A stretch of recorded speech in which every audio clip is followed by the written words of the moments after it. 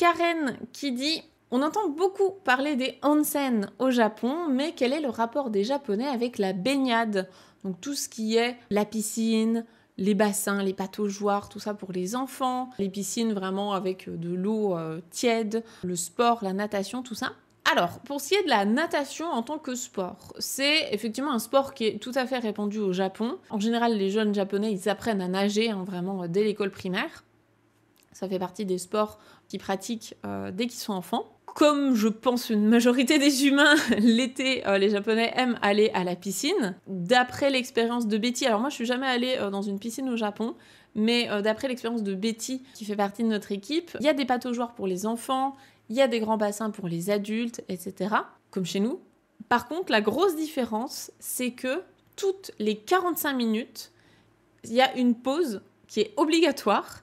Et il faut obligatoirement sortir de l'eau, sortir des bassins. Donc il y a un message qui est diffusé dans les haut-parleurs des piscines qui vous dit que maintenant c'est une pause, il faut sortir de l'eau, etc. pendant quelques minutes.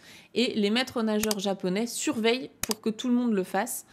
Donc ça c'est une pratique que nous on n'a pas du tout en France, que je pense d'ailleurs n'avoir jamais vu dans les autres pays. Lorsqu'il fait très chaud en été, c'est vrai que nous, les Français, on a tendance justement à aller facilement à la piscine, ou bien même, voire dans le sud de la France, il y a quasiment tout le monde a des piscines, hein. En tout cas les gens qui ont un jardin souvent ont une piscine, un petit peu moins dans le nord à cause de la météo, mais en tout cas en France, beaucoup de gens ont des piscines lorsqu'ils ont un jardin. Au Japon, est-ce que c'est le cas?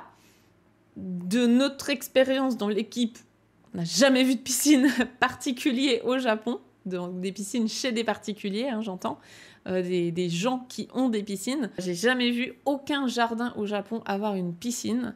Il faut se mettre en tête que, vu la configuration du pays, c'est un pays qui est extrêmement montagneux, il y a quasiment que des montagnes, hein. Il y a très très peu de place au sol pour justement avoir des terrains propices à avoir des piscines.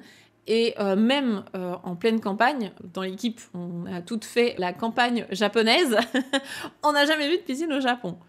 Donc, peut-être que vous en avez croisé, auquel cas, dites-le nous, parce que ça nous intéresse vraiment. Où est-ce qu'il y a des piscines chez des particuliers au Japon? Je parle pas, bien sûr, des piscines de luxe dans des immeubles tenus par des milliardaires, hein. Je parle du japonais lambda chez lui, qui aurait une piscine, tout comme monsieur et madame tout le monde en France pour avoir une piscine. J'en ai jamais vu. En général, les Japonais vont pas trop aimer aller dehors, en tout cas pendant l'été.